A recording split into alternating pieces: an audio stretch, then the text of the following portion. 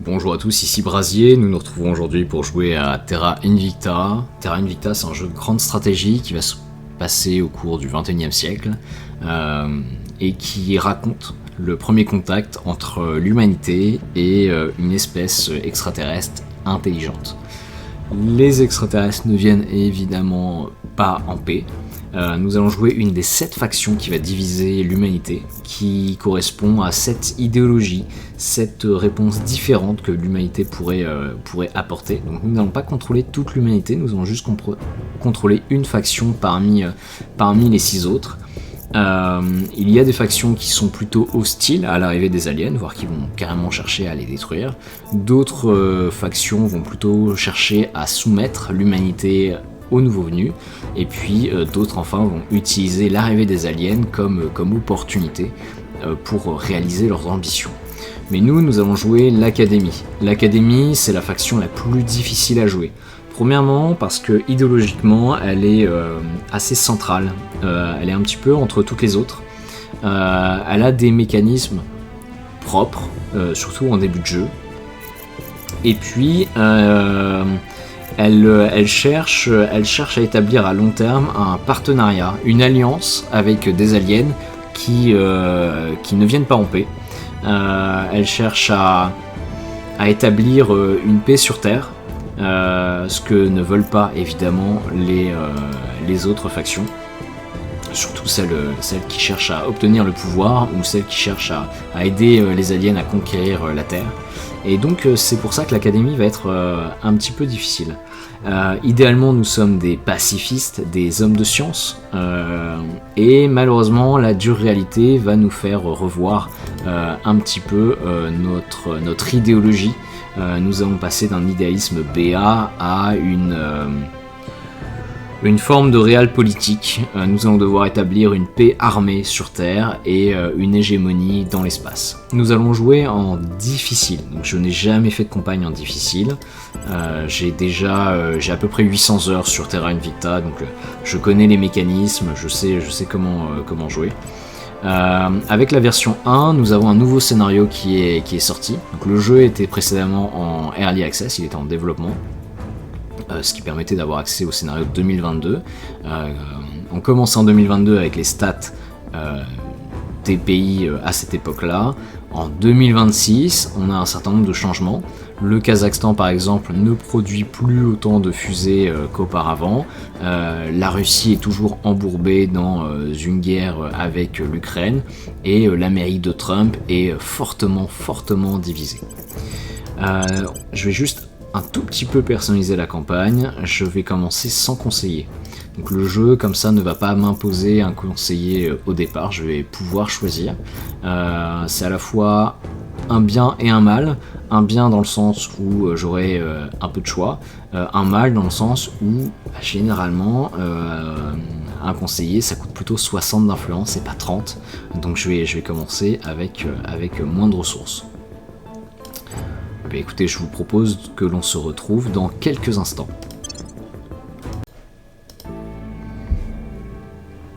We remember the day the stars answered, the day we learned we were not alone.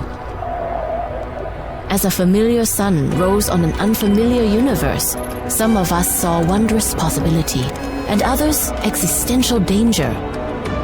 The astronomers had insisted that the bright streak in the sky was no natural phenomenon. Most of us didn't really believe them until it burned through our atmosphere and crashed in a remote region, leaving only wreckage and uncertainty. In our ignorance, we fractured, taking refuge in our most primal emotions. Each of us saw what we wanted to see. Fear is understandable, a natural reaction to the unknown. It is only by joining together that we can rise above our base impulses. Our strength lies in our collective knowledge and our rich history of innovation. It is that bond that gives us courage, for if we cannot rise above our fear, we have learned nothing. And we are lost. Voilà, nous sommes vraiment une faction de pacifistes, initialement. Donc le jeu commence avec un premier crash alien sur Terre. un ovni donc, qui a été détecté. On ne connaît rien des extraterrestres, pas de contact, c'est pas une force d'invasion massive, on ne sait pas ce qu'ils viennent faire là. Donc un vaisseau extraterrestre s'est écrasé dans la région de Arkhangelsk, ici en Russie. Donc la région est aléatoire en fonction de la partie. L'épave est irrécupérable et nous pensons qu'une forme de vie extraterrestre s'est échappée dans la campagne environnante. Ouais, ça fait un petit peu X-Files. Hello, Chancellor. The Council has appointed you leader of our organization. I am Li Qingzao, your provost. We are living in a time of chaos, ridden with both danger and opportunity. The alien arrival carries the potential for great good and great evil. And as yet, we have no way of knowing which it shall be. Alors chaque faction, c'est à la fois une idéologie et une sorte de société secrète, un petit peu comme des Illuminati. Nous ne sommes pas une organisation bien définie, nous ne contrôlons pas, nous ne sommes pas un pays ou une alliance de pays initialement.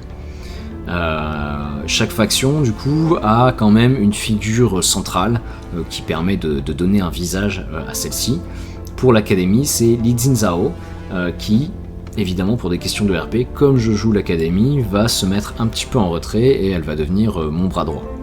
Donc, bonjour chancelier, le conseil vous a nommé dirigeant de l'académie, je suis Li Jinzhao, votre prévôt. Nous vivons des temps difficiles, à la fois emplis de dangers et d'opportunités. L'arrivée des extraterrestres en Russie peut s'avérer incroyablement positive ou négative, mais actuellement, nous n'avons aucun moyen de le savoir. Je ne me permettrai pas de vous donner des suggestions quant aux missions à confier à nos conseillers. Étant donné le poste que vous occupez, votre expertise ne peut que dépasser la mienne. Le premier contact. Nos artistes et scientifiques en ont rêvé pendant si longtemps. Qu'allons-nous trouver et que vont-ils penser de nous? Et donc nous devons examiner le site du crash extraterrestre. Alors, Terra Invicta, je vais pas commencer à jouer, je vais juste présenter le jeu et puis ensuite je vais faire une série de courts tutos sur comment fonctionne comment choisir un conseiller, comment bien investir dans les différents pays et puis comment gérer la science mondiale. Alors Terra Invicta, pour présenter rapidement, ça se passe en grande partie sur Terre mais également dans tout le système solaire.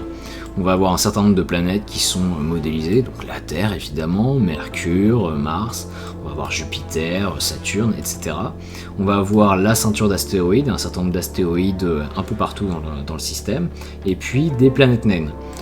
Typiquement, on va avoir Pluton, et puis on va avoir d'autres planètes que l'on a découvert quand même assez récemment, comme Kaora, Ixion, Marduk, etc. Pour les planètes les plus massives, comme Jupiter ou Saturne, on va avoir également tout un système de lunes sur lequel on pourra s'installer et on ira y récolter des ressources. Autour d'un certain nombre de ces planètes, on a également des points de Lagrange qui vont nous permettre d'y construire des stations orbitales.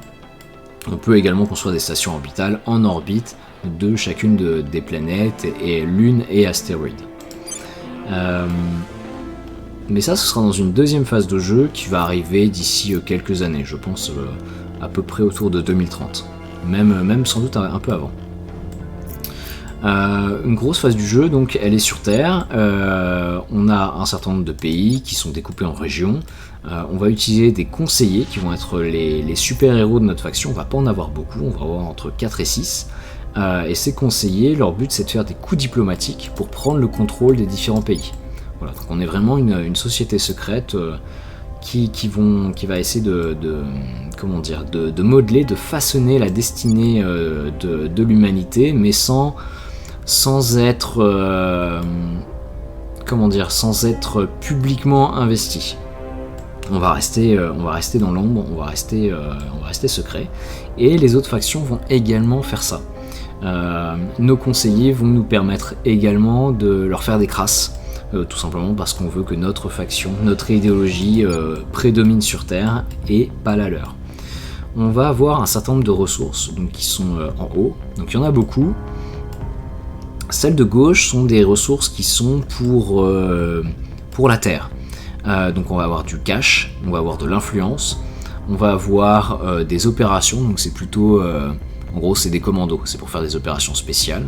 On va produire des fusées qui vont nous permettre d'aller dans l'espace. on va avoir des mission control, des contrôles de mission, qui vont nous permettre d'avoir plus de bases et plus de vaisseaux dans l'espace. Donc là, même si ces ressources elles sont produites sur Terre, elles ont déjà un intérêt dans l'espace. On va avoir une production de science. Donc aujourd'hui notre production mensuelle elle est de 37,2 points, c'est pas beaucoup hein. Et puis on va avoir des points de contrôle. Des points de contrôle c'est ce qui va nous permettre de détenir les différents pays. Plus un pays est grand, plus il y a de démographie, plus il y a de gens dedans, plus il est peuplé, plus ça va consommer des points de contrôle. On peut largement dépasser cette capa, mais je ne recommande pas parce que ça se traduit par des malus assez importants. Alors 125 c'est pas beaucoup, ça permet même pas de contrôler les États-Unis. On va avoir un certain nombre d'onglets ici qui récapitulent un certain nombre d'informations sur premièrement la Terre, où en est le réchauffement climatique, où en est l'opinion publique mondiale. Est-ce qu'elle est plutôt en faveur de notre faction ou d'une autre? Est-ce qu'il y a des factions qui ont fait des crimes de guerre, des atrocités? Est-ce qu'il y a des têtes nucléaires qui ont été lancées? Ce genre de petites choses. On va voir la science, que je vais expliquer dans un tuto dédié. On a un arbre de recherche qui est gigantesque, donc qui commence tout à gauche avec des technologies modernes.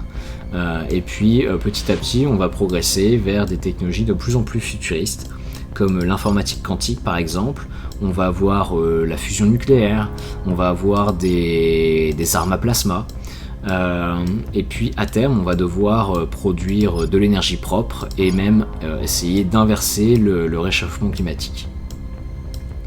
Derrière chacune de ces technologies il y a des projets. Les projets c'est ce qui va nous permettre de développer par exemple pour un vaisseau spatial ses systèmes d'armement, ses moteurs, ses boucliers. Enfin ses boucliers, attention, il n'y a pas de bouclier à la Star Trek. Non, là on parle d'un jeu de hard SF, donc la seule chose que vous avez c'est du blindage. Et puis on va avoir des projets qui vont plutôt chercher à venir transformer l'humanité, transformer les investissements que l'on va faire, transformer nos conseillers avec des implants cybernétiques, voilà, comme dans Cyberpunk. Ou bien des projets qui visent à construire des bases dans l'espace, des laboratoires, des mines. Et donc l'arbre réel de technologie, il est immense et heureusement il ne faut pas tout rechercher. D'accord, le jeu est assez piégeux, il y a beaucoup de projets qui ne servent à rien, qui cherchent à emmener le joueur vers de mauvaises directions. D'accord, et c'est pour ça aussi que le jeu est intéressant. Donc on a expliqué un petit peu comment ça allait se passer sur Terre, un petit peu comment ça allait se passer dans l'espace. Le jeu va se dérouler sur 40 à 50 ans, donc ça va nous emmener jusque dans les années 2060-2070, donc c'est un jeu qui est quand même très très long. On va pas se mentir, c'est une centaine d'heures de jeu, peut-être un peu moins, j'ai déjà réussi à faire le jeu en 70 à 80 heures, mais on joue quand même en difficile, donc ça va être très très intéressant. Je vous remercie d'avoir suivi, on se retrouve dans une prochaine vidéo tout de suite pour faire un certain nombre d'explications à travers des tutos dédiés plutôt que de faire une grande vidéo d'1h30. Merci d'avoir suivi, à très bientôt, c'était Brasier sur Terra Invicta.